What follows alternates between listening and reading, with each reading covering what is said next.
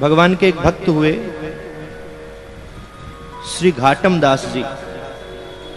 भाव मैंने पहले भी कहा है आपसे। जयपुर के पास में जन्म हुआ। कर्म क्या करते हैं?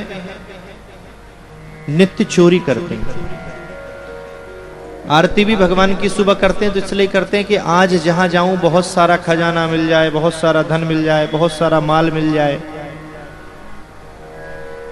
और उसकी भी गलती नहीं है, उसके पिताजी भी चोर थे, उसके दादाजी भी चोर थे। ये चोरों का भी खानदान होता है साहब। तो खानदान ही उसको अनुभव था। जैसे हमें वंशानुगत ये व्यास परंपरा मिली है, कथा मिली है, ऐसे उसको चोरी की परंपरा मिली थी। चोरियां करना उसने प्रारंभ किया। एक दिन अचानक एक संत आ गए। संत को देखकर हृदय द्रवित हुआ। संत हृदय नवनीत समाना। नवनीत यानी कि मक्खन। मक्खन कैसा होता है? जब निकाला जाए तो उसको जैसा आकार दे दो, मुट्ठी में बंद कर दो तो मुट्ठी जैसा हो जाए, उंगली डाल दो तो उसमें गड्ढा हो जाए, हाथों में लगा लो तो हाथों में लग जाए, जैसा आकार आप दोगे। संत का हृदय इतना कोमल होता है।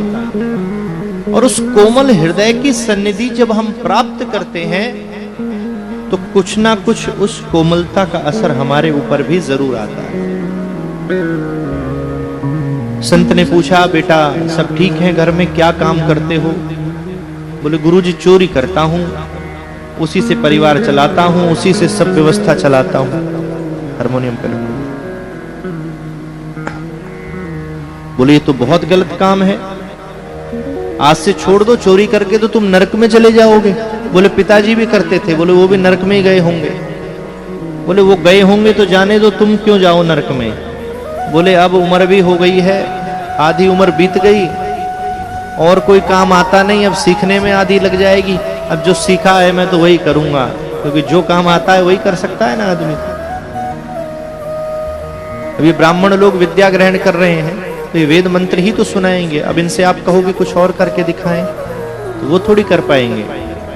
और जो काम कोई और करता होगा वो मंत्र ही नहीं सुना पाएगा। तो संत ने खूब समझाया, वह नहीं माना। 4 बातें फिर समझाई कि कभी झूठ मत बोलना। चोर चुप हो गया कि बात मानूं कि ना मानूं, मानूं कि ना मानूं। फिर सोचा कि चोरी में तो झूठ बोलने की जरूरत ही नहीं। जब चोरी करने जाता हूं तो सब सो रहे होते हैं, उठा के ले आया, तो झूठ सच का तो वास्ता ही नहीं पड़ता किसी से। पकड़ा मैं जाता नहीं, जो पुलिस पूछेगी उनके सामने झूठ बोलना पड़ेगा। दूसरा, कहीं भी देवालय, शिवालय, मंदिर, शिखर दिख जाए तो 100 काम छोड़कर उसमें प्रणाम करना, जाकर तब कहीं जाना। बोले, चोरी करने जाऊं जब भी प्रणाम करूं? बोले, हाँ, चोरी करने जाओ, मंदिर मिल जाए तो पहले प्रणाम करो फिर चोरी करो। ये युक्ति बता रहे हैं गुरुदेव कि चोर की एक तामसी बुद्धि है, उसको कोई सत्संग प्रवचन ज्ञान नहीं समझ में आएगा। तो जैसी बुद्धि है वैसे ही गुरुदेव उसे समझा रहे हैं। तीसरी चीज कहा कि प्रसाद, कोई भी वस्तु चुराओ उसे ये मानो कि ये भगवान का प्रसाद है। हम भी कोई सामान अगर मार्केट से खरीदें तो यही भाव होना चाहिए कि ठाकुर जी का प्रसाद है। बढ़िया गाड़ी ले ली, घर बना लिया, नहीं, ठाकुर जी का प्रसाद के रूप में हमें एक कार मिली है, ठाकुर जी का घर है ये जिसमें हम रहते हैं, ऐसा भाव रखो। फिर उस कार में, उस घर में कितना आपको सुख मिलेगा आप सोच भी नहीं सकते। चौथी चीज बताई कि साधु सेवा, संतों की सेवा जितनी हो सके उतनी करना, खूब दान करना। अब उस दिन से तो चोरी में लाभ होने लगा। पहले जाता था तो 1-2 हजार रुपए मिलते थे, अब तो 10-20 हजार, 1 लाख मिलने लगे। बोले, गुरु जी ने तो बड़ी कृपा करी। कथाओं में सुनते थे कि गुरु कृपा करते हैं, ऐसी कृपा करी कि एक दिन में लाख-लाख रुपए मिल जा रहे हैं। अद्भुत। गुरुदेव के यहां से निमंत्रण आया गुरु पूर्णिमा महोत्सव है, उसमें आपको आना है घाटम, और आना ही नहीं है, कुछ सहयोग भी करना है, क्योंकि गुरु पूर्णिमा पे भंडारा होगा, उत्सव होगा, सब चीज होगी, तो जिसमें अर्थ की व्यवस्था है, धन की जरूरत है, और जब तक सब शिष्य सहयोग ना करें तो गुरु पूर्णिमा हो नहीं सकती। घाटम जी को कार्ड मिला, बड़ा अच्छा लगा, सूचना मिली, गुरुदेव ने याद किया मुझे।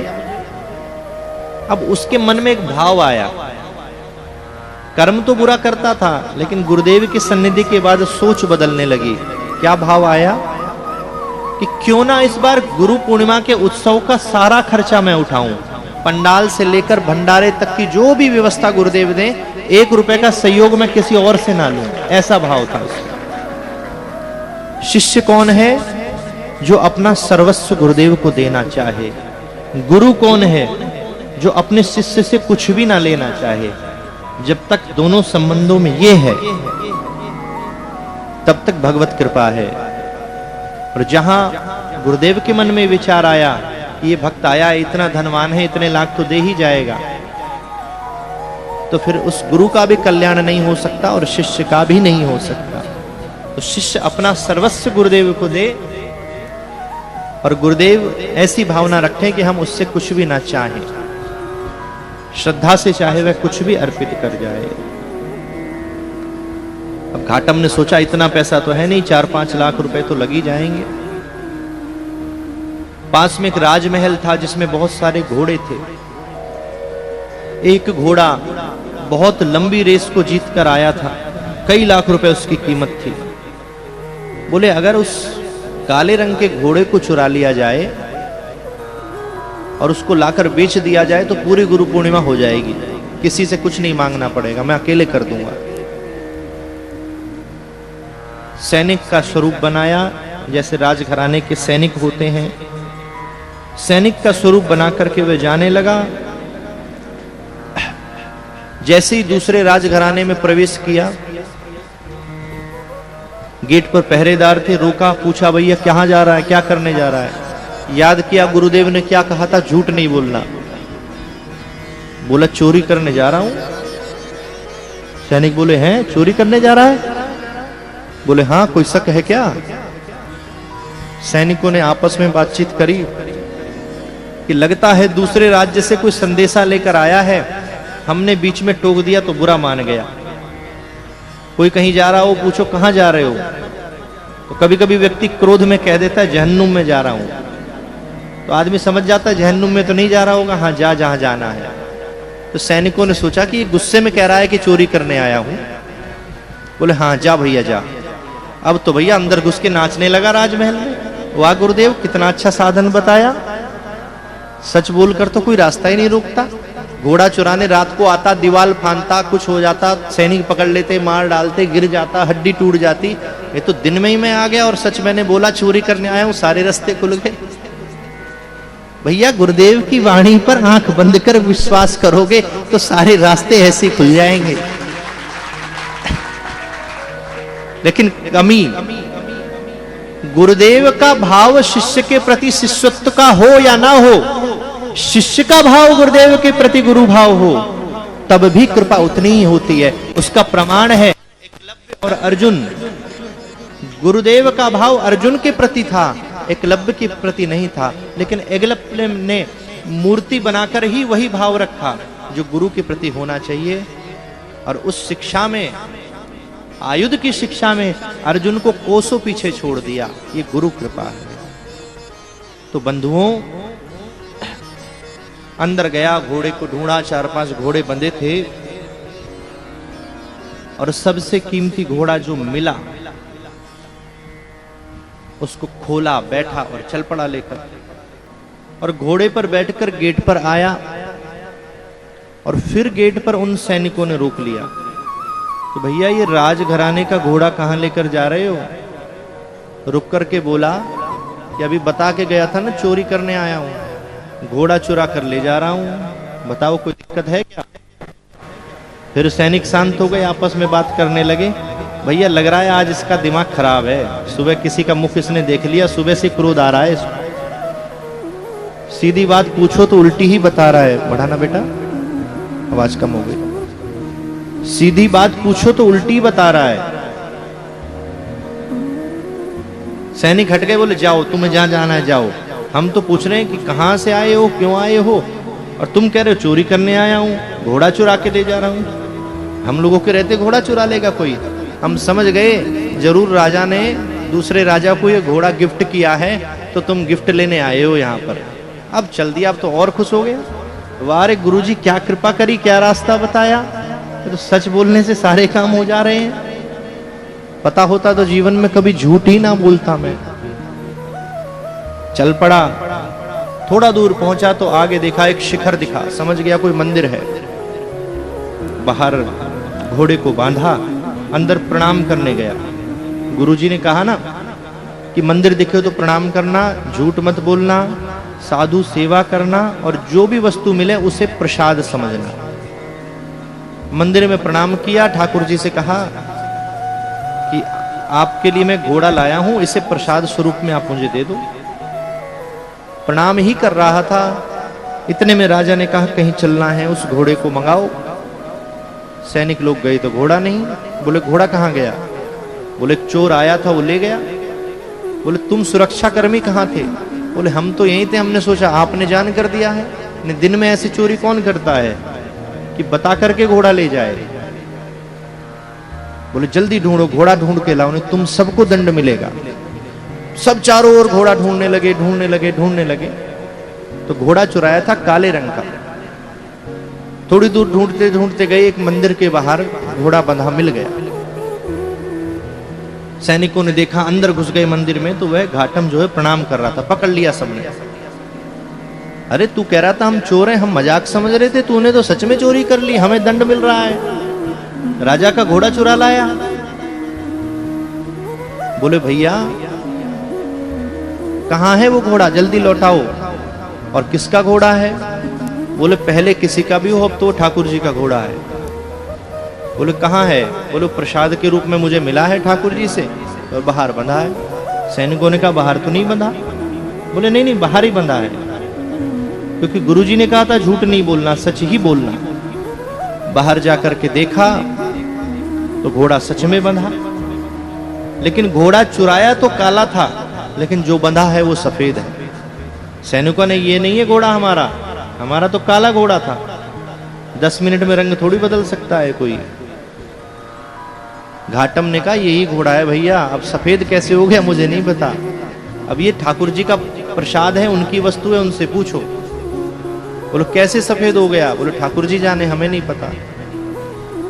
अब राजा के पास ले गए घाटम को। भाई चोर तो मिल गया पर घोड़ा नहीं मिला। अब घाटम ने कहा घोड़ा भी मिल गया, ये लाए नहीं घोड़े को। बोले घोड़ा लाया जाए। राजा ने कहा मैं पहचान लूंगा। ध्यान से घोड़े को देखा, लग तो अपना ही रहा है। हाथ फेर के देखता हूं, हाथ फेरा तो गले में एक मस्सा था घोड़े के। जैसे उस मस्से पे हाथ टच हुआ, राजा समझ गए कि यह तो हमारा ही घोड़ा है। राजा ने कहा हमारा ही घोड़ा है। सैनिक मारने दौड़े। राजा ने कहा रुक जाओ रुक जाओ रुक जाओ, मुझे इस चोर से कुछ बात करनी है कि तू ये बता, तूने 10 मिनट में इसे काले से गोरा कहां करवाया? ऐसा कौन सा पेंटर तुझे मिला जो पशु पे ही कलर कर दिया जिसने? बोले मैंने कुछ नहीं कराया। बोले किसने कराया? बोले ठाकुर जी ने किया। मैंने तो जाकर ठाकुर जी को चढ़ा दिया प्रसाद के रूप में। अब उनका प्रसाद है, वो काला रखें या गोरा रखें, सफेद कर दें, काला कर दें, उनकी इच्छा है, हमें नहीं पता। राजा साष्टांग दंडवत करने लगे उस चोर को कि ऐसा तो कोई महापुरुष भी नहीं कर पाया आज तक जैसा तुमने कर दिया। तुम चोर नहीं, आज से हमारे राजगुरु हो, हमारे राज घराने के गुरु तुम हो। बोलो मेरे अंदर ये पात्रता नहीं है, मैं तो एक चोर हूं, मैं राजा का गुरु कैसे बन सकता हूं? बोले भैया क्षण भर में ऐसा चमत्कार कर दिया तो तुम ही हमारे गुरु बनोगे। एकांत में गया, बैठकर बहुत रोने लगा कि गुरुदेव की आधी बात मैंने मानी तो मैं राजघराने का गुरु बन गया। अगर पूरी बात गुरुदेव की मानी होती तो आज मैं गोविंद के श्री चरणों में बैठ गया होता। पहले गुरुजी ने कहा था कि चोरी करना छोड़ दे, मैंने नहीं छोड़ी। दोबारा गुरुजी ने कहा था कि सच बोलना, दूसरी बात मैंने मानी। इसलिए भैया ठाकुर जी की और गुरुदेव की पहली ही आज्ञा का पालन किया करो। मैंने परसों भी आपसे निवेदन किया कि कहीं जाने की इच्छा हो या कुछ काम करने की इच्छा हो तो दो मन बन जाते हैं, करें ना करें, जाएं ना जाएं। उसमें कैसे पता चले कि क्या करना है? अगर आपका विवेक जागृत है तो आप क्षण भर में समझ जाओगे कि हमें करना क्या है, हमें जाना है कि नहीं जाना है। लेकिन आप अगर संसार में उलझे हो, विवेक की जागृति नहीं हुई है, तो उलझे रहोगे।